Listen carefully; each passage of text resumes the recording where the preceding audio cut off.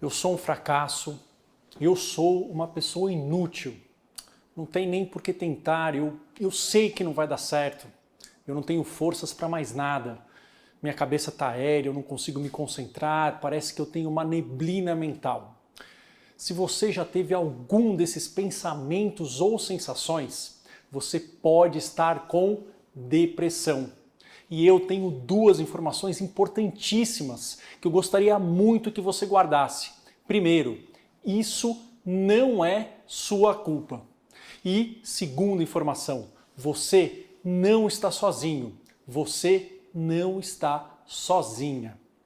A depressão afeta 1 em cada 15 pessoas adultas. Isso mesmo, são mais de 300 milhões de pessoas deprimidas em todo o mundo, de acordo com a Organização Mundial de Saúde, a OMS. E infelizmente, o nosso país é o campeão em número de quadros de depressão na América Latina. 5,8%, quase 6% dos brasileiros enfrentam um quadro de depressão. São quase 12 milhões de pessoas que lidam com esse imenso sofrimento todos os dias no nosso país. Mas existe um dado ainda pior. Menos de 1/3 das pessoas, exatamente, menos de 1 em cada 3 pessoas recebem o tratamento adequado. Isso me deixa realmente muito triste, muito frustrado. Por quê? Porque com o tratamento adequado, até 7 em cada 10 pessoas conseguem se livrar da depressão totalmente em um período curto de tempo, podendo melhorar o seu humor, fortalecer as conexões com os entes queridos, reencontrar a satisfação nas atividades prazerosas, ter a sua vida de volta novamente. Mas se o tratamento é eficiente, se a depressão pode sim ser curada, por que somente 1/3 das pessoas estão em um bom tratamento? Isso acontece basicamente por 2 motivos. Pela falta de informação e pela falta de acesso a tratamentos de qualidade. E são exatamente esses 2 pontos que eu quero mudar com esse workshop. E além disso, eu quero poder também te oferecer um método altamente eficiente para vencer a depressão, não importando a intensidade ou a duração dos seus sintomas, ou se você faz ou não o uso de medicações antidepressivas. Eu sou Marco Antônio Abud, eu sou médico psiquiatra com formação e especialização pela Universidade de São Paulo. Ao longo dos últimos 11 anos, eu tive o privilégio de poder estudar com os maiores especialistas do Brasil e do mundo em depressão. E eu pude atender mais de 10 mil pacientes, tanto em grandes hospitais quanto no meu consultório. E além disso, eu mesmo já senti na pele o que é a angústia, o que é o sofrimento de ter um parente próximo deprimido. Um parente que não conseguia se levantar da cama, que não conseguia se alimentar, um parente que queria dormir e não acordar mais. Nessa primeira aula, eu vou te explicar a diferença entre tristeza e depressão e te contar as causas que levam uma pessoa a ter um quadro depressivo. Vamos começar. Bom, primeiro é interessante saber que todos nós sentimos tristeza em algum momento de nossa vida. Isso é totalmente normal. Mas a depressão é algo muito mais profundo e com poder de permanência na nossa vida gigantesco. É muito mais que um sentimento passageiro de tristeza ou desânimo, uma sensação de estar um pouco para baixo. A depressão pode fazer com que você se sinta continuamente sobrecarregado ou sobrecarregada. Ela pode retirar a alegria das atividades prazerosas que você gostava de fazer. Ela ataca o seu corpo, ela ataca o seu sono, ataca o seu apetite, além de poder provocar dores de cabeça, dores pelo corpo, que surgem às vezes sem nenhuma causa aparente. Se você sofre ou já sofreu de depressão, ou se você já esteve perto de alguém deprimido, você sabe que essa doença não depende somente de força de vontade. Uma pessoa num estado de depressão não consegue resolver se sentir melhor simplesmente sacudindo a poeira, jogando a tristeza de lado, saindo para se divertir, pensando positivo. Isso não funciona. Ou simplesmente parando de se auto-sabotar, como dizem por aí. Isso simplesmente não funciona. Depressão é uma doença médica, é uma doença cerebral. Eu gosto muito de usar este gráfico para mostrar para vocês Quais são os sintomas-chave de um quadro depressivo? Vamos dar uma olhada. Vamos imaginar que esse daqui é um gráfico, uma representação do nosso humor, sendo que nessa parte de cima a gente tem um humor positivo, uma sensação de bem-estar, e nessa parte de baixo a gente tem um humor negativo, se sentindo para baixo. É normal que nós tenhamos o quê? Oscilações de humor na nossa vida, isso é totalmente esperado. Dias onde a gente está com humor melhor, se sentindo mais alegre, mais feliz, mais animado, mais motivado, e dias onde nós estamos um pouco para baixo, mais desanimados, com um sentimento de que as coisas não estão boas, né? E isso é totalmente normal e totalmente saudável. Mas o que acontece num quadro depressivo? Na depressão acontece isso daqui, olha. Começa a haver uma queda e o humor começa a oscilar, mas num nível persistentemente para baixo. Ou seja, caiu o nível total de motivação e de ânimo da energia das pessoas. Normalmente a gente vê dois tipos de alteração.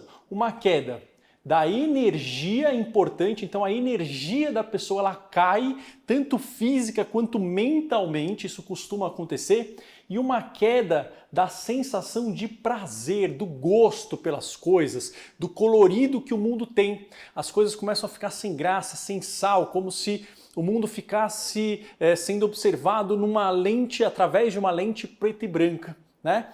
E isso daqui tem que durar um tempo mínimo para a gente falar que é depressão. Quanto tempo? Um tempo de pelo menos 2 semanas. Então, a gente ter uma queda de humor persistente por 2 semanas, que tem uma diminuição importante do nível de energia e uma diminuição importante do nível de prazer, isso sim nós estamos falando de um quadro de depressão. Então, como nós podemos ver, resumindo, a depressão possui 4 elementos principais que duram pelo menos 2 semanas. Uma diminuição importante de energia física, uma diminuição importante de energia mental, uma diminuição da sensibilidade ao prazer e um aumento de sensibilidade à dor, a ataques físicos e mentais. São esses 4 elementos. E isso é totalmente incontrolável. É como se tivesse um peso imenso, um peso invisível, que você tem que carregar sozinho todos os dias. Mas por que isso ocorre? Será que é devido a algum trauma, a alguma perda? Será que é devido a alguma disfunção no cérebro? Eu costumo dizer que se alguém te apontar uma única causa para os seus sentimentos, desconfie dessa pessoa. Nada é tão simples assim. E eu digo que a depressão ela possui 5 grandes fatores causais. E nós vamos ver cada um deles, um por um, ok? O primeiro deles é a genética. Isso mesmo, a depressão tem um alto componente genético. Por exemplo, se você tem um parente que tem depressão, o seu risco de desenvolver um quadro depressivo é muito maior, é muito superior a alguém que não tem esse histórico familiar. Teve um estudo em 2016 que demonstrou que se você tem um dos pais com depressão, você tem um risco 2 vezes maior de ter um quadro depressivo também. Se você tem tanto um dos pais com depressão como um dos avós com depressão, ou seja, um dos pais e um dos avós, esse risco aumenta para 3 vezes. Você tem um risco 3 vezes maior de ter também um quadro depressivo. São 2 genes que são os mais estudados para depressão. Não são só eles, mas eles são os mais estudados. Um gene que regula a serotonina, ela regula a produção dessa substância no cérebro, e um outro gene que regula a produção de metilfolato, que é uma forma ativa do ácido fólico. Somando todas essas evidências, nós podemos dizer que a genética ela é responsável por 30 a 70% do risco de você desenvolver um quadro depressivo. Bom, além da genética, número 2, qual que é o segundo fator causal? São substâncias e comportamentos tóxicos. Exatamente. Tudo que nós ingerimos, que nós comemos, que nós colocamos no nosso corpo, afeta o funcionamento do nosso corpo também, tanto de forma positiva quanto de forma negativa, e pode ter um efeito direto sobre o nosso humor. Desses comportamentos e substâncias que nós colocamos no nosso corpo, eu vou destacar 3 deles que estão associados ao desenvolvimento de depressão. Primeiro, alimentos inflamatórios. Exatamente. Uma dieta típica do Ocidente tem o equivalente a cerca de 22 colheres de açúcar por dia. E o açúcar possui um efeito inflamatório muito intenso. E uma coisa importante para vocês guardarem é que um cérebro inflamado é um cérebro deprimido. Outra descoberta importante tem a ver com o fato de muitas pessoas com depressão terem uma deficiência de uma série de vitaminas, especificamente vitamina B9, B6 e B12. E para finalizar, 2 estudos recentes mostraram que fazer uma dieta com propriedades anti-inflamatórias possui um efeito importante antidepressivo. Então, primeiro são alimentos inflamatórios. Ele é um comportamento e uma substância que nós colocamos no nosso corpo que causa depressão. Segundo, sedentarismo. Exatamente. Teve um estudo que comparou pacientes deprimidos que fizeram um protocolo de caminhada curta com outro grupo de pessoas que também estavam deprimidas e que recebiam um antidepressivo de primeira linha, a sertralina. Então o estudo comparou pessoas que faziam caminhada com pessoas que tomavam sertralina. Os 2 grupos estavam com depressão. O que aconteceu? O grupo da caminhada melhorou tanto quanto o grupo que recebeu a sertralina. Só que o grupo da caminhada teve uma vantagem, que saiu do sedentarismo. Aqueles que fizeram a caminhada, que fizeram atividade física, apresentaram menos risco de ter depressão novamente, ou seja, a taxa de recaída da caminhada foi menor. E esse estudo foi replicado várias e várias vezes. Existem agora dezenas de estudos mostrando que tipos de exercícios podem sim melhorar a depressão. E a terceiro tipo de substância que a gente pode ingerir no nosso corpo que pode causar depressão são medicamentos e outras substâncias tóxicas. Às vezes, os sintomas de depressão ocorrem como um efeito colateral de certos medicamentos que podem afetar o nosso humor de várias maneiras. Por exemplo, alguns medicamentos sedativos podem diminuir o nosso nível de energia, por exemplo, antialérgicos, né? Podem rebaixar o nosso humor. Outros medicamentos podem ter um impacto direto na concentração de neurotransmissores nos circuitos cerebrais que regulam o humor. E vale ressaltar também que o uso abusivo de álcool e de outras drogas de abuso também são um fator de risco importante para a depressão. Então nós falamos de genética, de substâncias e comportamentos tóxicos para o nosso corpo. Agora, terceiro item, terceiro fator causal, eventos de estresse ao longo da vida. Sim, isso pode ser um fator causador de depressão. Certos eventos podem ter efeitos físicos e consequências emocionais permanentes nas pessoas. Pessoas que sofrem perdas ou traumas na infância, que sejam seguidas, que sejam crônicas, como negligência, ou a morte de um dos pais, ou eventos de abuso sexual ou abuso físico. Essas pessoas têm sim um risco maior de desenvolver depressão do que aqueles que não enfrentaram essas dificuldades. As evidências apontam um link claro entre um trauma na infância e um aumento dos níveis de hormônios do estresse, como por exemplo o cortisol, bem como alterações na regulação de genes e até mudanças na estrutura do cérebro quando a pessoa passa por esses traumas.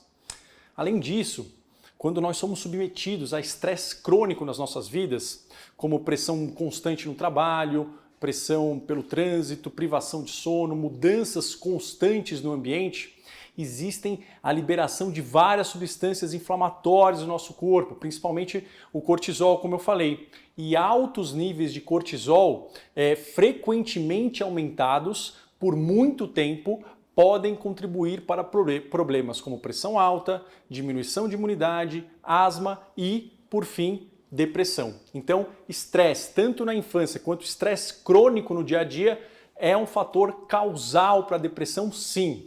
Agora a gente vai falar da quarta alteração causadora de depressão, que são alterações cerebrais. Isso mesmo, o nosso cérebro ele deve funcionar num fino equilíbrio, um equilíbrio que seja bom o suficiente para manter o nosso humor, a nossa capacidade de aprendizado, os nossos movimentos, os nossos sentidos de uma forma aguçada. Mas o que acontece é que em algumas pessoas deprimidas, esse equilíbrio cerebral se torna desbalanceado, como a gente pode ver nessa imagem. Aqui a gente pode ver duas imagens. A primeira que eu quero mostrar para vocês é essa daqui.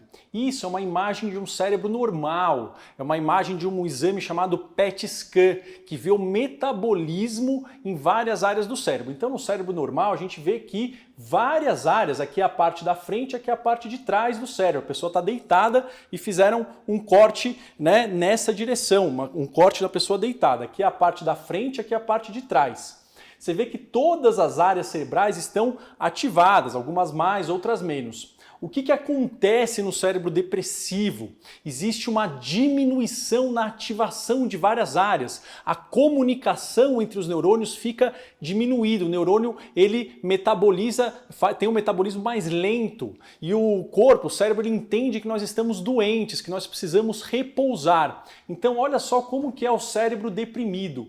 Olha a diferença. Olha que interessante, o metabolismo do cérebro deprimido, dos neurônios, é muito menor. O cérebro está funcionando de uma forma mais lenta, principalmente nestas áreas mais na frente, mais pré-frontais, que tem a ver com a nossa parte de tomada de decisões, de motivação, de drive, de velocidade de raciocínio. Olha como essa parte aqui está diminuída em comparação a essa. Então, primeiro passo de alterações cerebrais são alterações na comunicação e no metabolismo dos neurônios. O cérebro funciona de uma forma mais lentificada. Isso é comprovado através de vários exames. Outra alteração importante é a alteração nas substâncias do cérebro, como a gente vai ver agora.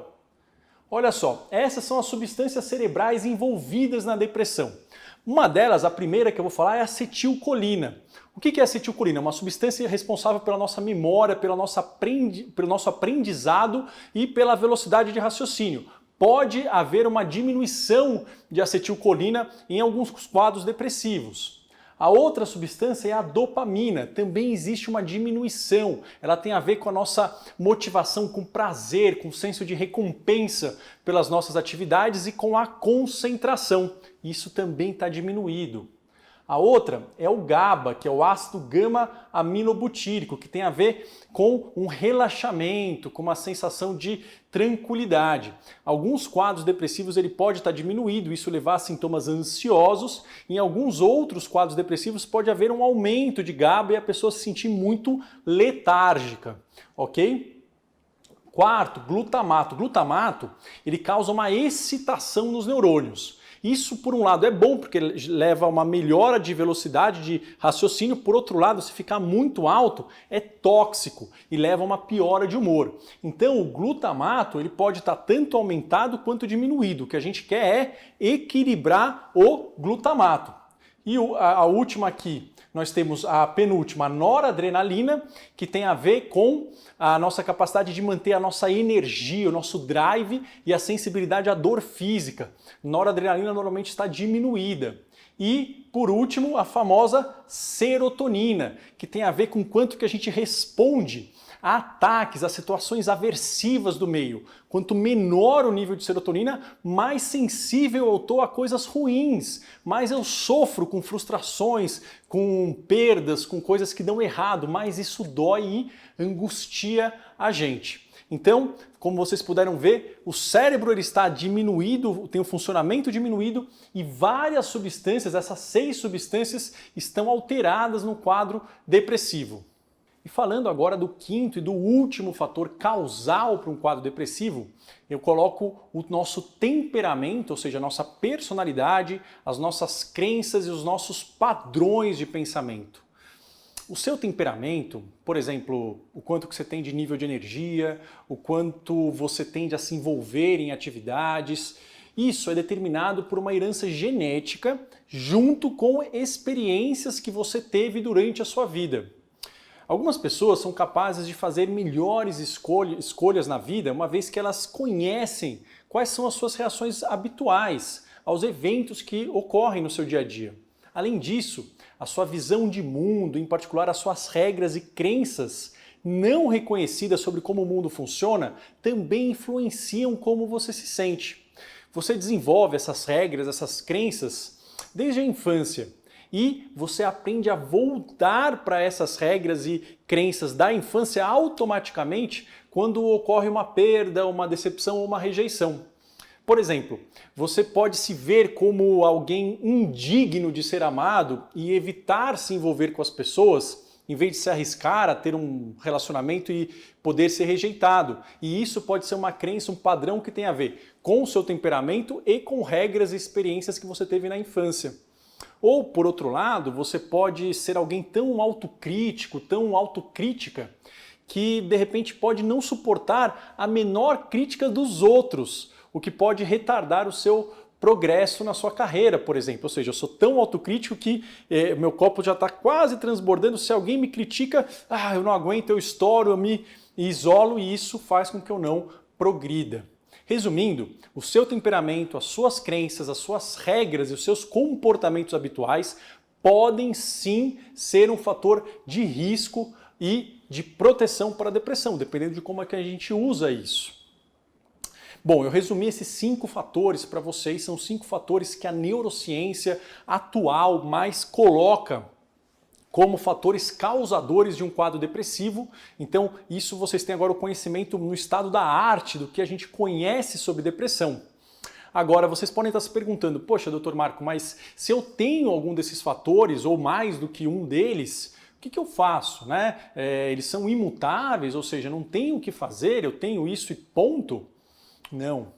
A boa notícia, e de fato isso é uma ótima notícia, é que todos esses fatores, incluindo o fator genético, incluindo o fator cerebral, todos esses fatores podem sim ser alterados, mesmo sem o uso de medicações. Sim, através de uma série de mudanças de comportamento, de padrões de pensamento, nós conseguimos mudar a nossa genética e o funcionamento cerebral. O primeiro passo para nós aprendermos a mudar esse quadro depressivo e mudar todos esses fatores é nós conhecermos a fundo os diferentes tipos, os diferentes sintomas de depressão. Isso é fundamental para a mudança. E é exatamente sobre isso, ou seja, quais são os tipos e quais são os sintomas específicos da depressão, é sobre esse assunto que eu vou falar na segunda aula desse nosso workshop.